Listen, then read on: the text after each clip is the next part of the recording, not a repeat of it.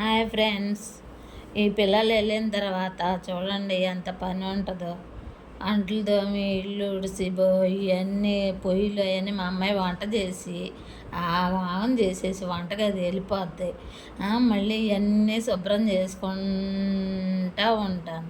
మళ్ళానేమన్నా నువ్వేం చేసావు, పొద్దున్నుంచి తిన్నావు పడుకున్నావు, ఏం పని చేసావు అని అంటారండి. ఈ గదులన్నీ ఊడ్చుకొచ్చి తడిగుడ్లు పెట్టి ఇవన్నీ ముడుచుకొని సర్దుకునేసరికి సరిపోతుంది. ఎక్కడ పడేస్తారు, వెళ్ళిపోతారు ఫ్రెండ్స్.